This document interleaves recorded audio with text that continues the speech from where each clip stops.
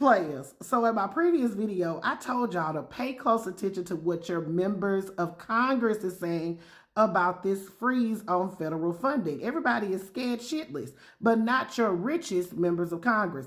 This is Dr. Rich McCormick. He represents one of the richest districts in Georgia, honey, and he is down there at the Roach Motel Mar-a-Lago for this retreat or whatnot. So he's asked about taking away free lunch and SNAP benefits from people. Baby, he says that food insecure people are not fat and that these school kids need to go out there and work, honey, because when he was young, he used to pick berries. Y'all listen to this. Would you support getting rid of school lunch for vulnerable kids and breakfast? School lunches. Hey, I worked my way through high school. I don't know about you, but I worked since I was, before I was even 13 years old. I was picking berries in the field before we had child labor laws that precluded that. I was a paper boy. And when I was in high school, I worked my entire way through. You're telling me that kids who stay at home instead of going to work at Burger King, McDonald's during the summer, should stay at home and get their free lunch instead of going to work? I think we need to have a top-down review. I think you're painting a lot of these kids with a broad brush. I would say that's not necessarily a fair assessment of all of the kids. So you would say all the kids in your district who use the free lunch, for example, or breakfast, they're all just sitting at home and not working.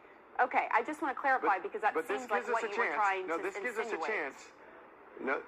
This gives us a chance, though, to see where is the money really being spent. I declare, honey, what a disgrace. Now, this is when he was asked about the food stamps and such. When you talk about producing not just calories, but nutrition, this is what JFK Jr. is all about.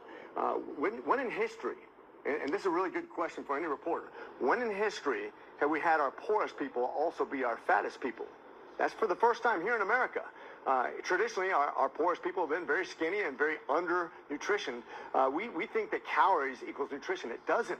We need to be smarter about the way we deliver our consumables, not just give them money, but actually make sure it's delivered in the right way. I declare, honey, what a disgrace. Now, to the CNN host credit, she did point out that a lot of people live in food insecure areas where there is not access to healthy foods at a reasonable price. And baby, he didn't want to hear none of that, honey. He basically said, your fat ass don't need to be buying no snacks on SNAP benefits. That's basically what he said. And then the children, instead of focusing on their educations, they need to go work because he claims, he's a doctor now, that he picked berries. I'm going to look into his background a little bit. I'm wondering, is any of his 7 children picking berries or they have a paper route? He wouldn't know because, he's divorced from his wife and then went on to another member of Congress. I declare, honey, what a disgrace. But players, put your thoughts in the comments. I told you, pay attention to what they're saying. This guy, people in his district, I highly doubt, because he's from one of the richest areas, they're going to be impacted at least by the free lunch program. They won't. But it's interesting that this is what he has to say about America's most vulnerable. Put your thoughts in the comments. This is Double D Bo for the Black Accurate News.